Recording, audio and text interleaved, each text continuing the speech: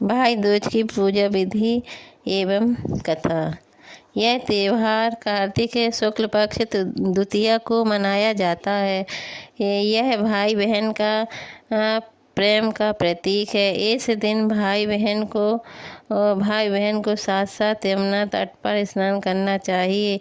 बहन से तिलक करवाना व उसके घर भोजन करना अति लाभदायक होता है। इस दिन भाई बहन की पूजा कर उसकी दीर्घायु तथा अपने सुहाग की कामना के साथ जो हाथ जोड़कर हेमराज से प्रार्थना करना चाहिए।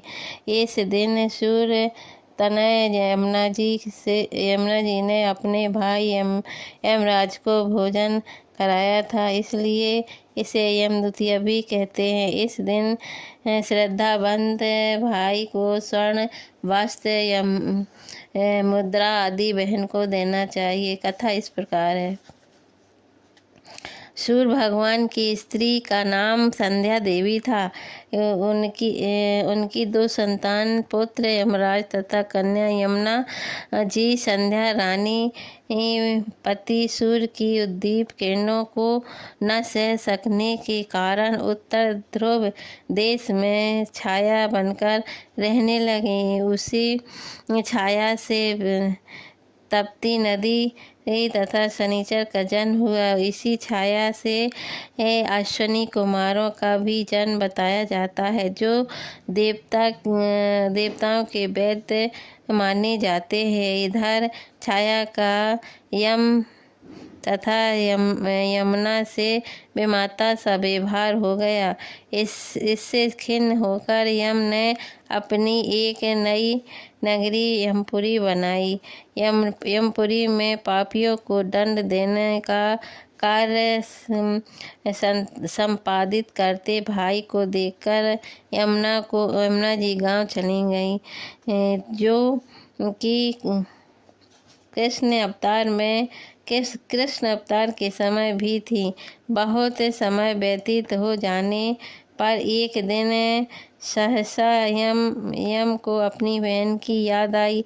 उन्होंने दूतों को भेजकर यमुना को बहुत खोजवाया, मगर मिल न सके। फिर यमराज स्वयं ही गोलोक गए, जहाँ विश्राम तट पर यमुना जी से भेंट हुई। भाई को देखते ही यमुना ने हर्ष विभोर हो उसका स्वागत सत्कार तथा उसे भोजन करवाया। इससे प्रसन्न हो यम ने वरदान मांगने को कहा। यमुना ने कहा, हे भाई, मैं आपसे यह वरदान मांगना चाहती हूँ कि मेरे जल में स्नान करने वाला नर नारी यमपुरी न जाए। प्रश्न बड़ा कठिन था।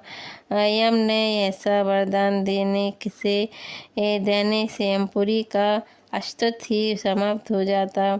भाई को असमंजस में पड़ा देखकर यमुना बोली, आप चिंता न करें, मुझे यह वरदान दें कि जो लोग आज के दिन बहन के यहाँ भोजन करके इस मथुरा नगरी स्थित विश्राम घाट पर स्नान करे, वह तुम्हारे लोक को न जाए। इसे यमराज ने स्वीकार कर लिया। इस तिथि को जो भाई बहन के घर भोजन नहीं करते, उन्हें मैं बांध कर यमपुरी ले जाऊंगा और तुम्हारे जल में स्नान करने वाले को स्वर्ग की प्राप्ति होगी। तभी से भाई दूज